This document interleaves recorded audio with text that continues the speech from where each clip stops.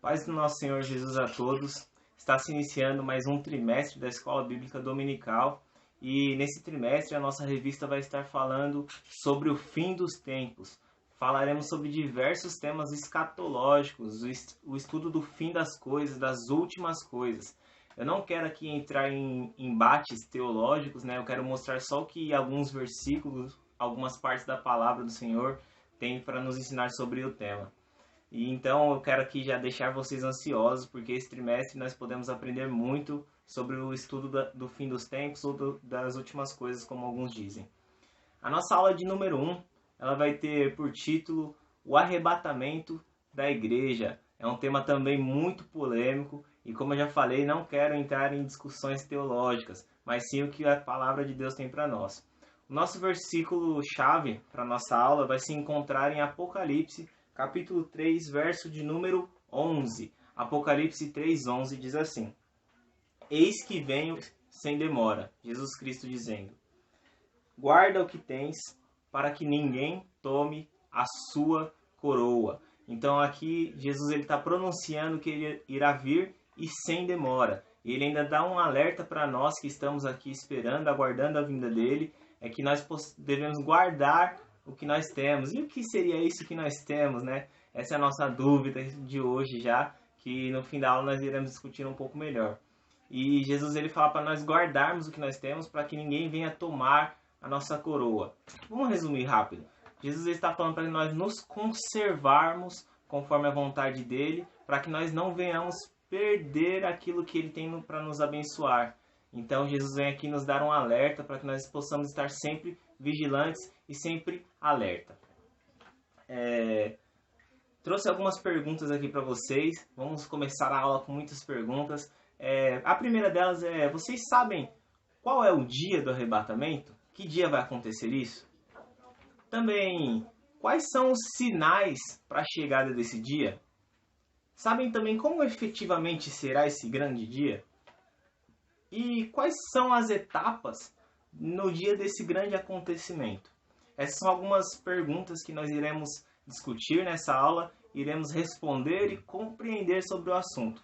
Espero que vocês possam prestar muita atenção, que é um tema de muita importância para nós. Quando nós falamos sobre arrebatamento, essa palavra ela vai ser traduzida e vai ter algumas traduções e diversos significados. A gente vai ver essa palavra do grego arpasso, e ela vem também de um texto de Atos capítulo 8, 2 Coríntios 12 e Apocalipse 12. Essa palavra arpasso do grego vai aparecer. Também a gente vai ver na tradução para o latim, que é rapemiur, ou rapto, que vem de rapto mesmo, de raptar. Então, quando nós trazemos para a nossa língua, a palavra arrebatamento vai ter uma tradução como tirado, ou arrancado, ou puxado, levado. Tudo isso tem sentido, vai em consenso com a palavra arrebatamento. Então a palavra arrebatamento ela tem esse consenso de ser tirado, ser levado. Tirado de onde? Tirado dessa terra em que nós estamos, pois Jesus Cristo, como nós vimos na introdução da aula, ele prometeu vir sem demora. E ele irá nos buscar, ele irá nos tirar desse lugar onde nós estamos hoje. E o arrebatamento é uma das maiores promessas de Jesus Cristo para a nossa vida. É algo que nós devemos ansiar e aguardar a vinda de Cristo para arrebatar e levar a sua igreja. Vemos também outra palavra semelhante a ela, semelhante ao arrebatamento, que é parúcia, do grego também, que significa presença. Essa palavra a gente já olha mais pela perspectiva de Jesus Cristo, que é a presença ou aparição de Jesus Cristo. Depois que nós vimos a palavra, você sabe qual é o dia que vai acontecer? Eu vou responder para vocês hoje mesmo e agora. Vocês vão descobrir qual vai ser o dia do arrebatamento. Vamos abrir em Mateus capítulo 24. Mateus 24. Mateus capítulo 24. O versículo de número 36. Mateus 24, 36. Jesus Cristo ele nos respondeu qual dia vai acontecer. E olha só a resposta de Jesus Cristo. Mas a respeito daquele dia e hora, ninguém sabe. Nem os anjos do céu, nem o Filho, senão o Pai. Jesus Cristo respondeu o dia aqui para vocês. Então esse dia mesmo, que ninguém sabe, nem o próprio Jesus Cristo enquanto estava na terra, ele não sabia qual seria o dia da vinda dele, que ele iria levar a sua igreja.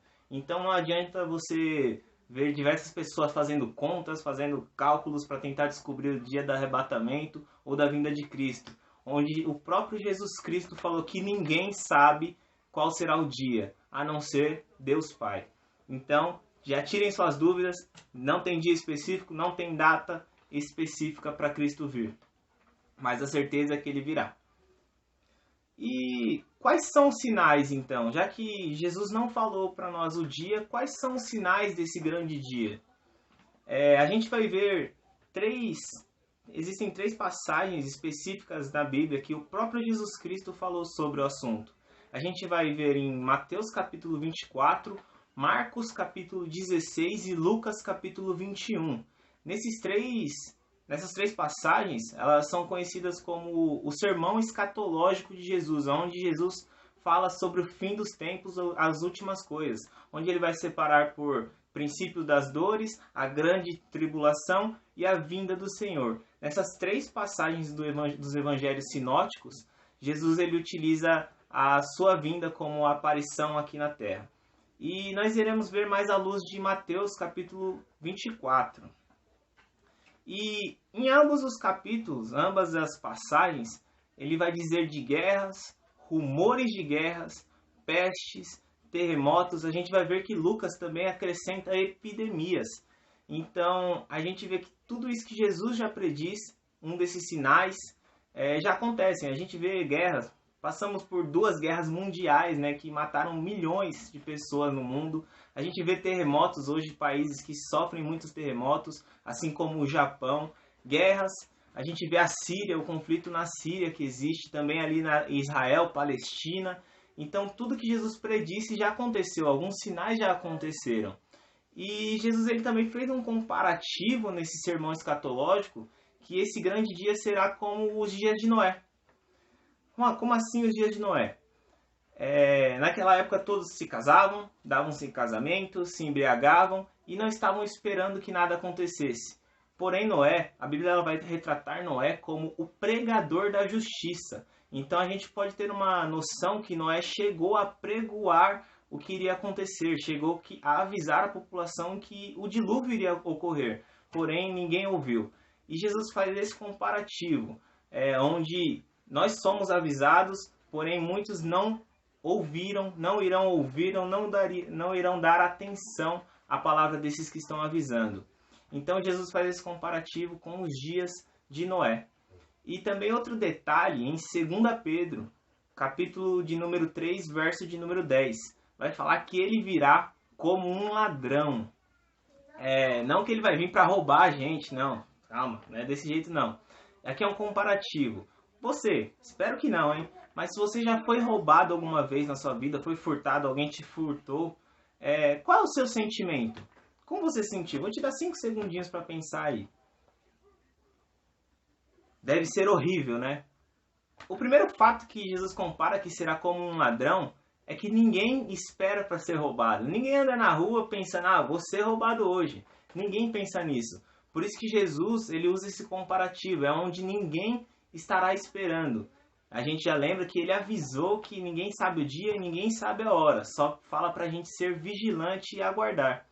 E ele faz esse comparativo com o ladrão, que ninguém espera. Então, quando nós menos esperarmos, será a vinda de Cristo e com isso o arrebatamento da igreja.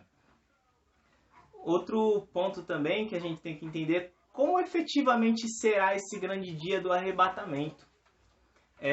A gente vê em 2 Pedro, capítulo de número 3 também. Vamos continuar nesse capítulo. Ele vai falar que muitos nessa época, nesse período dos últimos dias, virão muitos escarnecedores. Virão muitos aqueles que tentarão desonrar o nome do Senhor, tentarão difamar a palavra do Senhor, tentarão colocar curvas na palavra do Senhor. E hoje nós vemos que isso acontece muito. Falsos profetas, falsos cristos aparecerão, pessoas que se dirão o Cristo, mas não são. E esses também são um dos sinais de que o arrebatamento está próximo. E esses escarnecedores, nesse período próximo ao arrebatamento, eles irão nos questionar sobre essa promessa. Eles irão falar assim, a terra sempre foi a mesma e nunca mudou, então nunca vai mudar. Esses escarnecedores irão dizer dessa maneira. Porém, o próprio Pedro ele vai explicar que esses mesmos escarnecedores, eles são aqueles que esqueceram do período do dilúvio. Lembrando de novo o comparativo com Noé, onde todos foram avisados, porém ninguém deu atenção. Então, a palavra de Deus vai nos falar que esses escarnecedores virão para tentar desonrar ou profanar a palavra do Senhor. E logo em seguida, Pedro ele vai comparar esse dilúvio com o fogo. E vai dizer que a terra, naquela época, ela foi pela mesma palavra. A palavra de Deus veio o dilúvio e também o fim será pela palavra de Deus. Que a gente tem que tomar muito cuidado, muita atenção, estarmos sempre vigilantes. Então será dessa maneira onde Pedro ele comparou com o fogo e comparou também com o período de Noé. Porém, logo em seguida, nos versículos em seguida, ele vai falar que Deus ele é longânimo conosco. Deus ele é paciente conosco. E o desejo de Deus para nós é que todos alcancem o arrependimento. Então a gente vê que ele fala toda aquela condenação, fala toda a dificuldade que a humanidade vai passar. E logo em seguida ele nos dá aquela luz no fim do túnel, onde ele fala que Deus ele é longânimo e que o desejo de Deus é que todos cheguem ao arrependimento. Então Deus ele ainda aguarda as pessoas que estão a se converter a Ele, antes da vinda de Cristo e antes do arrebatamento da igreja. Porque Deus ele não quer que nenhum deles se percam. E quais são as etapas? O que acontecerá nesse grande dia? A gente vai ver que Jesus ele irá descer pelos céus. Como a gente consegue chegar a essa conclusão? Em Atos capítulo 1, do verso de número 9 ao verso de número 11, nesse contexto, Jesus ele está subindo da terra. Ele foi morto, ressuscitou, passou ainda durante 40 dias aqui na terra e no último dia ele foi elevado aos céus, onde muitos presenciaram Jesus Cristo sendo elevado aos céus. E em Atos vai ser dito que Jesus ele vai descer da mesma maneira que ele subiu. Então a gente já pode ter aqui uma premissa de que Jesus descerá do céu da mesma maneira que ele subiu e que nós veremos ele nitidamente. E ele vai descer para buscar a sua igreja, aqueles que o servem, aqueles que o seguem. Outro detalhe também a gente tem que compreender é em 1 Coríntios, capítulo 15, versos 51 e 52. 1 Coríntios 15, 51 e 52.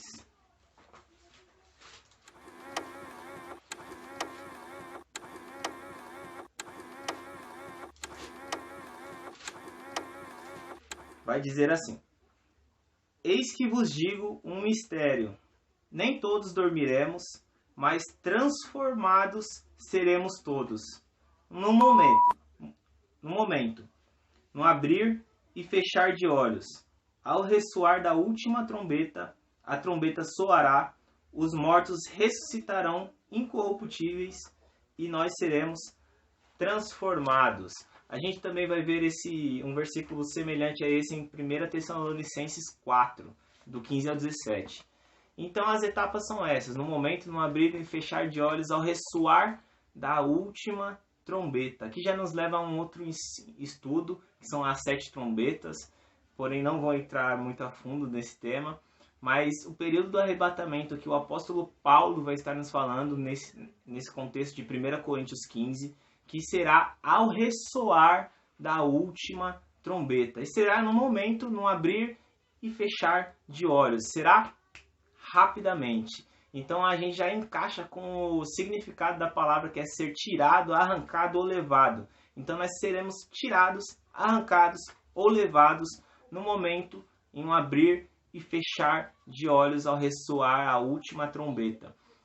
E quem será arrebatado? Aqui o apóstolo Paulo também fala que primeiramente serão os mortos em Jesus Cristo, aqueles que morreram confessando a sua fé em Jesus Cristo. Estes ressuscitarão e serão transformados primeiramente. Depois os que estiverem vivos no contexto em que Cristo descer, esses que estiverem vivos serão levados juntamente com ele nas nuvens. Então, essas são as etapas do arrebatamento. E alguns pontos curiosos, já para estar encerrando a nossa aula, a gente vai ver alguns personagens bíblicos que foram arrebatados. A gente vai ver lá em Gênesis um homem chamado Enoque. A gente só vai ter um mero detalhe sobre ele na Bíblia. Vai falar que Enoque andava com Deus e depois já não estava mais na terra porque Deus o tomou para si. Então a gente vai ver que Deus levou Enoque. Esse foi o primeiro contexto de arrebatamento que a gente pode ver na história. Outro também foi o profeta Elias, né? Onde desceu aquela carroça de fogo, aquela carruagem de fogo, aquele redemoinho que levou Elias. Elias também foi arrebatado e muitas pessoas viram ali, estavam ao redor. Então essas duas pessoas foram arrebatadas diretamente para o Senhor, foram levadas diretamente para o Senhor ainda em vida. Outro detalhe também que a gente vê sobre arrebatamento foi o apóstolo Paulo. A gente vai ver que em 2 Coríntios 12, ele vai dizer que foi arrebatado em espírito. Apenas o espírito dele foi arrebatado e ali ele ouviu coisas inefáveis que ele não conseguiria transmitir para nós se ele ouviu da parte de Deus. Ali a gente só viu um arrebatamento do apóstolo Paulo em espírito perante ao Senhor Jesus Cristo. Também tem um fato muito curioso, um outro personagem bíblico que foi Filipe. Poucos falam, eu ouvi poucas vezes falar sobre esse tema, mas em Atos capítulo 8, a gente vai ver que Filipe estava em Gaza e do nada vai falar que ele achou-se em espírito em Azoto. Do nada, ele desapareceu, parece que foi um teletransporte através do Espírito Santo de Deus. Ali a gente também vê aquela palavra arpazo que a gente viu no início, arrebatado, foi achado em outro lugar. Ali a gente vê um teletransporte literalmente mesmo.